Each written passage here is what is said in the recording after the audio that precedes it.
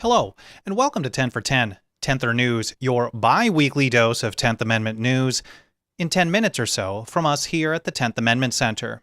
Today is May 27th, 2013. My name is Michael Bolden, and thank you for tuning in. In this week's episode, New Hampshire and California move forward with nullification bills. A regional conference in Missouri focuses on teaching sheriffs the meaning of their oath to the Constitution. And local nullification efforts continue to move forward. But first, this week's episode is made possible in part by the 10th Amendment Center membership program. Proudly wear your 10ther label with pride and become a card-carrying member of us here at the 10th Amendment Center, or the TAC. Your membership support every single month helps us continue the pressure.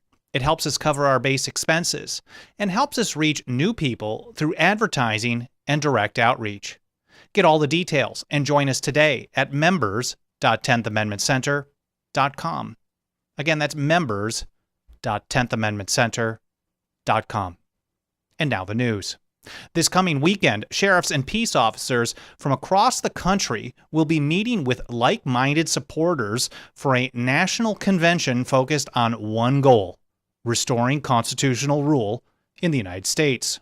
From May 31st to June 1st, the Constitutional Sheriffs and Peace Officers Association, or CSPOA, will be meeting in St. Charles, Missouri for its Heartland of America Conference.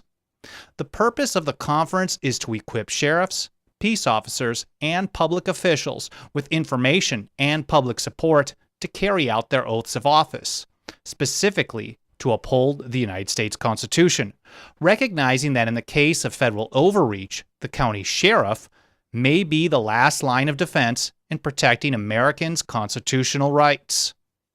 CSPOA founder and executive director, Sheriff Richard Mack, said this, quote, "We are going to train and vet them all, state by state, to understand and enforce the constitutionally protected rights of the people they serve, with an emphasis on state sovereignty and local autonomy. Then these local governments will issue our new declaration to the federal government regarding the abuses that we will no longer tolerate or accept." End quote. For details and tickets, visit cspoa.org. Again, that's www.cspoa.org. In New Hampshire, late last week, the state legislature moved a step closer to legalizing medical marijuana, joining the swelling ranks of states around the country nullifying the unconstitutional federal ban on weed. Congress and the president claim, including the Supreme Court, they all claim the constitutional authority to ban marijuana. The Supreme Court concurred with them in 2005. But the opinions of black-robed judicial oracles don't magically transform the meaning of the Constitution. It delegates no power to regulate plants grown and used within the borders of a state. And the so-called war on drugs rests on the same legal authority as all the other modern-day undeclared wars from the federal government. None.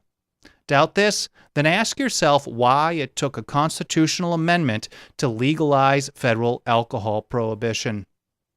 Nevertheless, 19 states have already put the well-being of their citizens above faux federal supremacy, and they have nullified the unconstitutional prohibition and legalized medical marijuana anyway.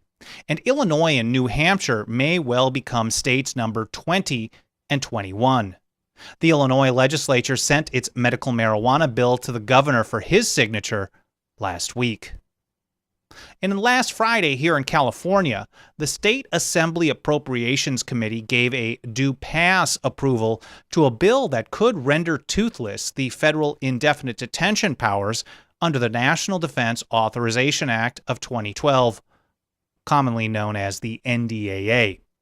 The bill, sponsored by Assemblymember Tim Donnelly, was previously passed unanimously by the Public Safety Committee and is expected to get a vote in the full state assembly in the coming week. If passed into law, Assembly Bill 351 would require that the state refuse to enforce or assist in the enforcement of indefinite detention as may have been authorized by either the 2012 NDAA or the 2001 AUMF, that's the authorization to use military force.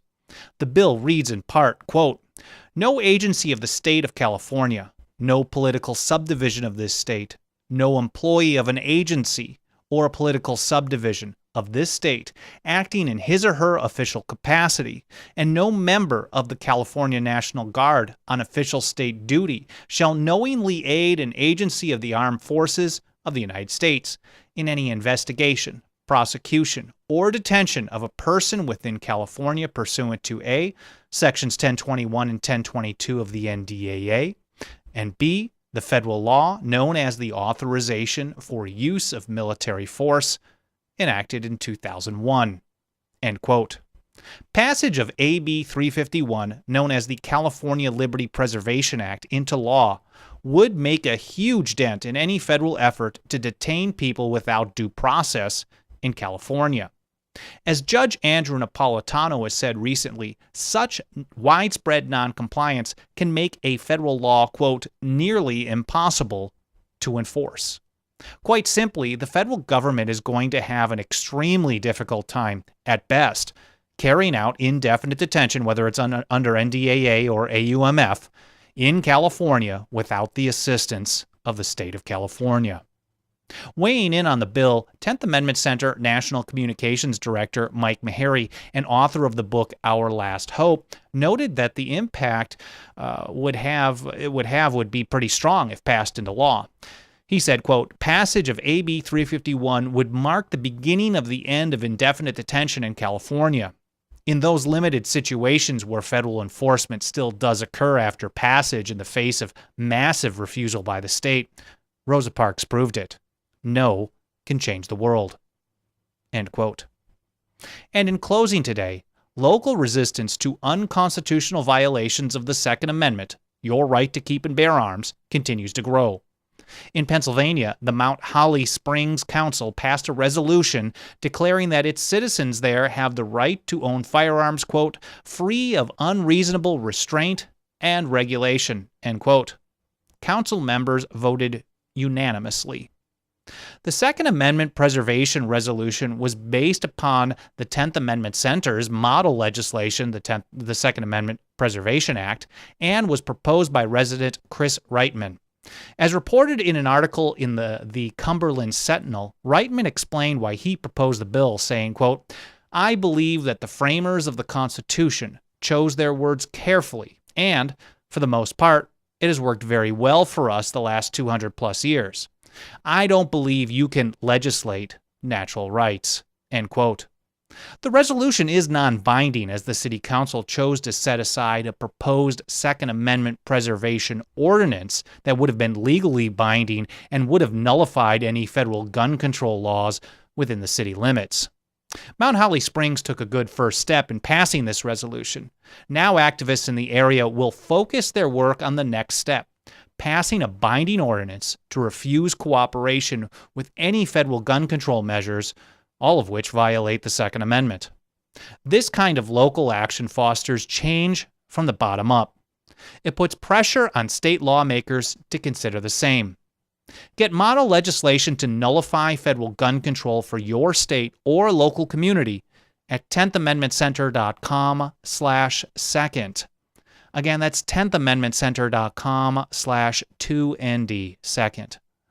And that covers our report here today on 10 for 10, 10ther News. Get 10 minutes or so of 10th Amendment news every other week from us here at the 10th Amendment Center.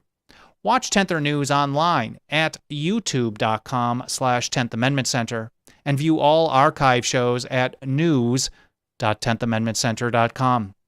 My name is Michael Bolden. Thanks again for tuning in.